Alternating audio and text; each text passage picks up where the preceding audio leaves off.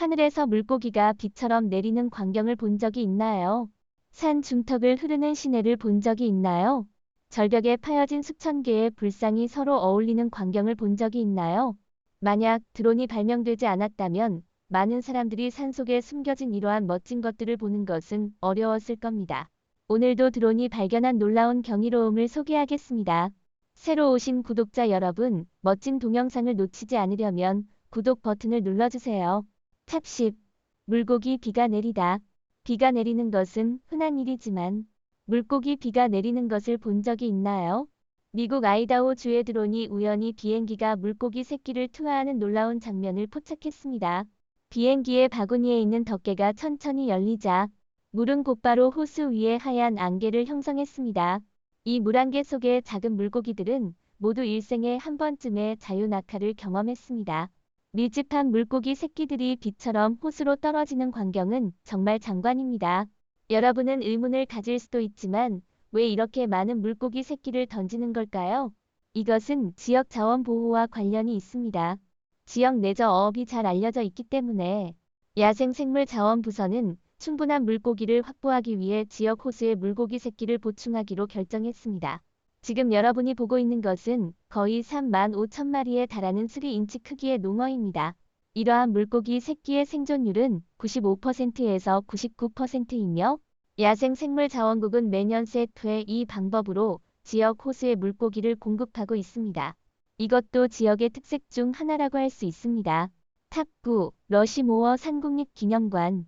미국 사우스다코타 주 산 중턱의 통행인들이 발을 멈추게 만드는 거대한 조각물이 선정하고 있습니다.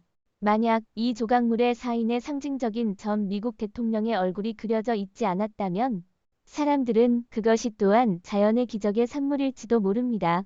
이 조각물은 일광이 타고 있는 러시모어 산의 국립기념비의 중심에 있는 것으로 1923년에 사우스다코타 역사협회의 초기 회원인 돈 로빈슨이 지역의 지리적인 야성성을 보여주는 것뿐만 아니라 인간에 의한 지리학의 통제를 보여주는 기념비를 목원에 건설하는 것을 제안했습니다.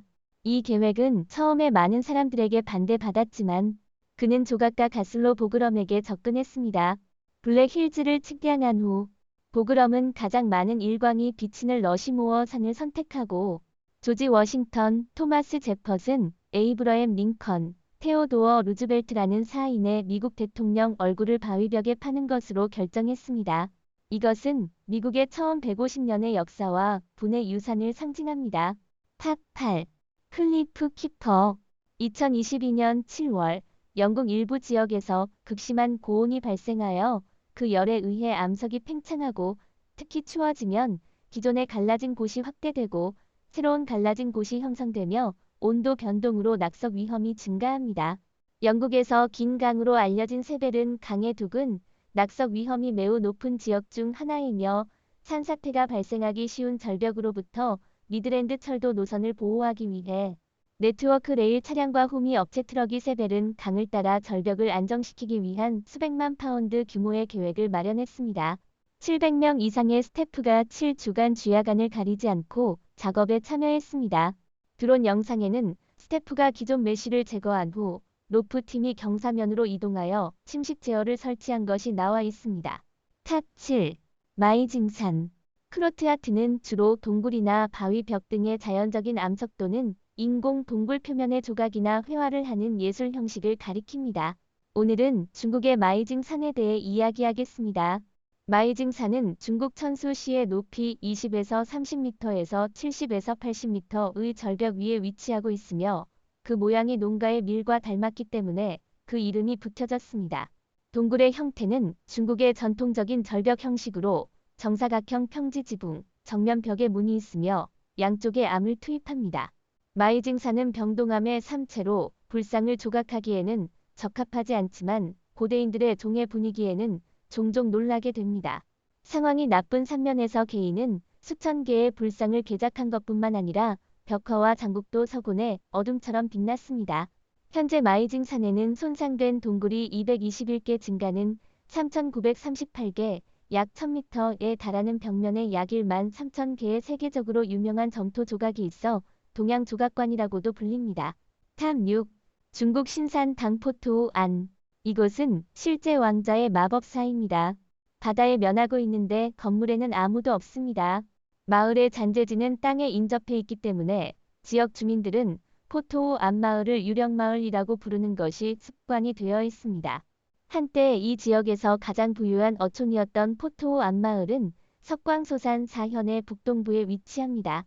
1950년대에 설립된 마을은 1967년부터 건물을 건축하기 시작했고 어떤 건물도 이전 건물보다 높고 럭셔리해졌습니다.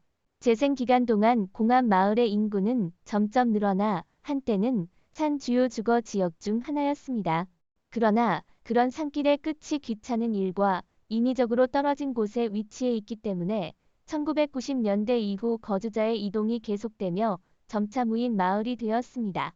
2002년 아무도 없어진 북동암 마을은 공식적으로 철수되었고 민간 마을에 합병되었습니다. 시간이 흐르면서 이러한 공실에는 한화 개의 옷 모양이 기어오르고 녹색의 덮개를 입히고 있습니다. 구불구불한 돌계단도 이끼와 풀로 덮여 있습니다.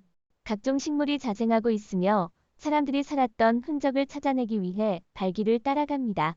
녹색 돌계단을 걸어가면 마치 이야기 속으로 들어간 것 같아서 사람도 없고 시원하고 조용합니다. 타보 발치아. 발치아는 조지아 남부에 위치하며 터키 국경에 인접한 웅대한 동굴 수도원입니다. 12세기에 건립되었으며 몽골의 침입 시 수도사들의 피난처로 사용되었습니다. 전설에 따르면 여왕 타마르가 바위 절벽 위에서 매가 날아다니고 여성으로 변신하는 꿈을 꾸면서 이 도시의 건설이 시작되었습니다. 여왕은 이곳이 주민들에게 안전한 피난처가 될 것이라 믿고 도시를 건설하도록 명령했습니다. 25년간의 세월을 거쳐 건설된 이 동굴 도시는 바위벽에 파여진 수백 개의 방으로 구성되어 있으며 주거지역 예배당, 레스토랑, 와인 선술지, 약국 등이 있습니다. 가장 인상적인 특징은 바위를 파내고 벽을 돌로 보강한 안식일 예배당으로 아름다운 프레스코화와 복잡한 조각이 있습니다. 그러나 1238년의 지진으로 큰 피해를 입고 수도사들은 교회를 재건하기 위해 머물러 있었습니다. 현재도 이 독특한 문화유산을 보호하기 위해 7명의 수도승이 발치아에 거주하고 있습니다. 탑 4. 아라파트 산. 아라파트 산은 사우디아라비아의 메카시의 동쪽에 위치한 가공강의 작은 언덕으로 높이는 약 70m입니다. 이 산은 자비의 산이라고도 불리며 이슬람 예언자인 무함마드가 아라파의 날에 여기서 설교를 한 것으로 알려져 있습니다. 이슬람력에 매년 12월 9일은 아라파의 날로 정해져 있으며 이슬람 신자들은 이 날에 성지인 메카에서 동쪽으로 약 20km 떨어진 아라파트 산에서 기도를 드립니다. 12월 8일 밤에는 세계 각지에서 온 순례자들이 아라파트 산에 모여서 돌단을 건너가며 텐트를 치고 밤을 보냅니다.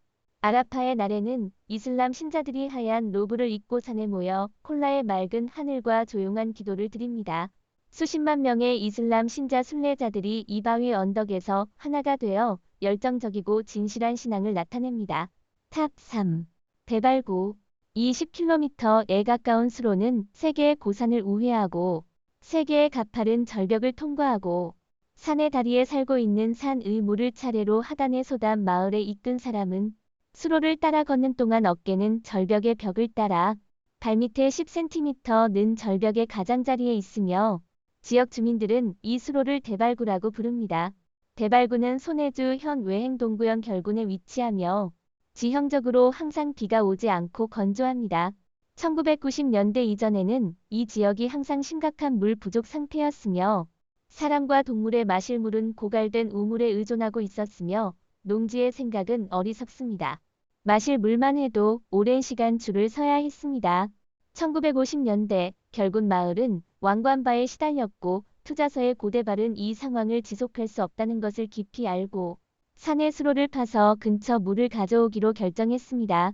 그는 마을 주민을 이끌고 13년 동안 드디어 해발 1000m 이상의 절벽에 10km 이상의 수로를 개척하고 110m 이상의 터널을 관통했습니다.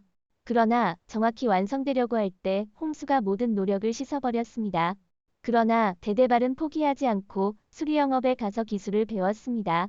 1993년에는 다시 한번 마을 주민들을 이끌고 산에 올라가 엔지니어를 초청하여 3년 동안 10km의 수로를 완성했습니다. 봄이 되면 주변의 명리 주민들은 논 옆에 수로를 막고 있는 돌을 제거하기만 하면 맑은 물이 논에 흘러들어 논의 물고기를 키울 수도 있습니다. 탑 2. 프레이케스톨렌. 노르웨이의 니세피요르드 위에 있는 노가랑케에는 특별한 관광 명소인 프레이케스톨렌이 있습니다. 피요르드에 웅장하게 솟아오르는 이 거대한 바위에는 나무가 자라지 않으며 바다면과 거의 직각으로 산책로로 둘러싸인 단계별 절벽에 둘러싸여 있으며 이 단계는 높이 64m의 웅장한 것입니다. 지질학자들에 따르면 그 기원은 약 1만 년 전에 마지막 빙하기로 거슬러 올라간다고 합니다.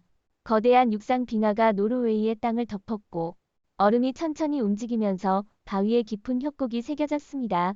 빙하로부터 녹은 물은 산 사이의 틈새에서 계속 얼어붙어 그 결과 산이 팽창하여 날카로운 이빨 모양의 바위가 형성되고 빙하와 함께 운반됩니다. 남은 것은 거의 균일한 바위의 대지입니다. 토마스 피터 랜돌프는 1901년 배에서 이 바위투성이의 대지를 보고 목사의 설교단과 같이 보인다고 생각하여 설교단의 바위로도 알려진 프레이케스톨렌이라고 명명한 것으로 알려져 있습니다. 프레이케스톨렌에 서서 주변을 내려다보면 리세피요르드의 풍경을 한눈에 볼 수 있습니다. 해협 양쪽에 사는 웅장하고 가파르며 피요르드 사이의 푸른 물은 사람들에게 정화된 기분을 줍니다. 수천 명의 사람들이 이곳에 모여 육체적 및 정신적인 세례를 경험합니다. 탑 1. 모아의 단계. 아일랜드에서 가장 유명한 유산은 일반적으로 산과 바다 또는 어딘가에 오래된 건물로 대답될 것입니다. 그러나 아일랜드는 다릅니다. 가장 유명한 관광 명소는 모하의 단계입니다. 이것은 아일랜드 섬 서쪽에 위치한 유럽에서 가장 높은 절벽입니다. 무수한 긴 세월 동안의 변화와 대서양 파도의 영향을 받아 모하의 단계는 이상한 밀도로 그대로 남아있으며 오랜 세월을 거쳐 바다 끝에 진입하고 있습니다. 절벽 위는 해면에서 200m 이상이며 공포증을 가진 사람은 내려다보는 것이 어리석은 일입니다. 서 있기만 해도 다리가 약해질 수 있습니다. 영국 데일리 익스프레스에 따르면 모하의 단계는 세계에서 가장 위험한 단계로 간주되며 매년 평균 2건의 사고가 발생하고 9명이 사망한다고 합니다. 일부 관광객들은 사진을 찍으려고 보도를 벗어나고 절벽에 너무 가까이 가다가 결국 사망합니다. 모하의 단계의 아름다움을 보려면 절벽의 다리에서 멀리 떨어져 있어야 합니다. 오늘의 비디오는 여기까지입니다. 시청해주셔서 감사합니다. 만약 이 비디오가 마음에 드셨다면 좋아요와 공유, 채널 구독을 잊지 마세요. 함께 더 멋진 콘텐츠를 찾아보도록 합시다. 저희의 업데이트를 기대해주세요. 재미있는 지식과 엔터테인먼트를 제공할 것입니다. 다음 비디오에서 또 만나요.